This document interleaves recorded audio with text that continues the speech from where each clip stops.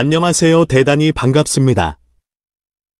산책, 배철현. 언덕 아래를 바라보는 샤갈과 예쁜이. 우크라이나에서 수많은 사람이 부질없는 전쟁으로 이 추위에 떨고 죽어나가고 있다는 사실에 처음에는 악어 눈물을 흘렸지만 지금은 머나먼 과거 이야기가 되어버렸다. 미디어를 통해 U25와 같은 우크라이나 참상을 전해 듣지만 코로나가 가져온 경제적으로 정신적으로 피폐해진 우리에게 그런 소식은 마이동풍이다. 역사학자 유발 하라리나 진화생물학자 리처드 도킨스 말대로 인간의 이타심이나 동정은 자신이 언젠가 혜택을 받을 것을 기대하며 투자하는 적금일 뿐인가. 설상가상으로 튀르키예와 시리아 지진으로 4만 명 이상이 죽고 아직도 수십만 명이 건물 잔해에 깔려있다.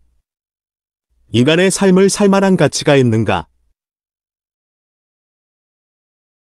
우크라이나 전쟁과 튀르키예 지진보다 더 끔찍한 비극이 대한민국에서도 일어나고 있다. 대한민국의 하류 정치와 그것을 1년 내내 하루 종일 쉴 새 없이 송출하는 미디어다. 한국 정치와 미디어는 삼류가 아니라 비상식으로 그 등수를 매길 수 없을 정도로 엉망이다. 보고 싶지 않고 듣고 싶은 아는 사람들이 나와 뭐라고 하는데 도무지 이해할 수 없다. 차라리 동네 우리에 갇혀있는 소의 울음소리가 선명하고 감동적이다. 오수 2월 19일가 지났는데 아직도 춥다. 오늘 아침 기온은 영하 3도로 떨어졌다.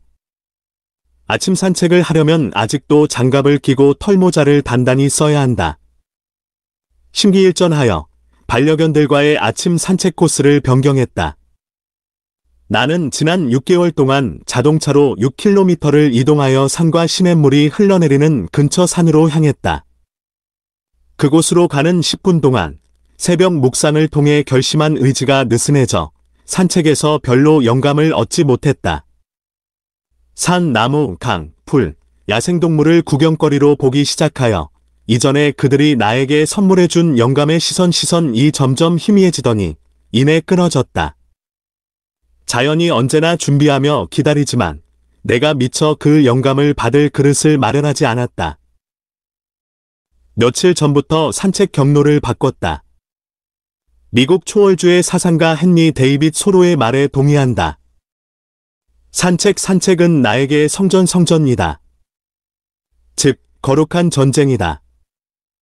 익숙한 공간을 넘어서 미지의 공간으로 들어가 어제의 나를 돌아보고 오늘의 나를 담금질하는 전쟁이다. 우리는 집 뒷마당과 연결된 가파른 야산으로 올라가기 시작하였다. 이곳은 고라니와 야생동물들이 지나다니는 경계의 땅이다. 해발 100m 정도 되는 산으로 곳곳에 에메랄드색을 띤 크고 작은 바위들이 수놓아져 있는 미지의 땅이다. 아직도 저 산꼭대기에서 흘러내려오던 시냇물이 멈춰 하얀 얼음덩어리 조각으로 남아있다. 냇가 곁으로 난 오솔길을 따라 한참 올라가면 조금만 발을 헛디뎌도 미끄러지기 일수인 바위 언덕이 나온다. 겨울숲은 침묵이다. 해묵은 낙엽과 밤송이와 소리부로 가득 찼다. 좋기 30m 이상 되는 전나무와 소나무가 산비탈을 빼곡히 수놓았다. 산책은 종교, 언어, 철학, 경치, 알레고리를 알려주는 심장소리다. 나, 샤갈, 벨라, 그리고 예쁜이가 이 언덕을 오르기 시작하였다. 야산은 급경사라 등산하기가 여간 힘들지 않다. 한참 오르는데 커다란 고라니가 깜짝 놀라 우리를 바라본다. 자기 놀이터에 침입한 불청객들을 보고 기분이 상해 달아난다. 아마도 샤갈의 덩치를 보고 본능적으로 도망가야겠다고 판단했을 것이다. 그 친구는 껑충껑충 뛰어오르더니 이내 언덕을 넘어갔다. 샤갈과 벨라는 내가 잡고 있는 리드줄을 당기며 계속 짖는다. 개줄이 풀어진 예쁜이가 고라니를 따라잡으려고 뒤따라가 보지만 이내 지쳐 다시 돌아온다. 우리는 전나무와 소나무로 빽빽이 들어서 있는 숲 한가운데 앉았다. 바닥은 온통 나뭇가지와 소리부로 가득 차 있다. 나는 가만히 야산 중턱에 앉아 거룩한 습관이 달아난 이유를 곰곰이 생각해 보았다. 먼저 나는 일일일행 111항이라는 원칙을 무시했다. 하루가 인생이라고 여기고 새벽에 눈을 뜨면 살아있다는 사실에 감사기도 하루를 시작했는데 하루의 도래를 배은망덕하게 당연한 것으로 여겼다. 이른 아침 묵상과 명상록 읽기가 진행되지 않아 그 다음에 진행하는 산책도 성전이 아닌 방랑이 되었다. 잠은 하루를 가르는 문으로 신은 생각하는 인간에게 하루를 선물로 준다. 로마 정치가이자 스토아 철학자인 세네카는 어리석은 사람과 현명한 사람의 차이를 도덕적인 편지 제101편 8단락에서 이렇게 말한다. 우리가 매일 인생의 마지막에 도달했다고 여기면서 우리 마음을 가지런히 정렬시키자. 그 어떤 것도 미루지 말자라이일 디퍼레이머스. 하루를 인생의 첫날로 맞이하여 해야 할 일을 찾아 몰입하면 그 하루가 1년이 되고 일생이 된다. 또한 내 삶에서 미루기가 언젠지 모르지만 내 마음속에 굳건히 자리 잡았다.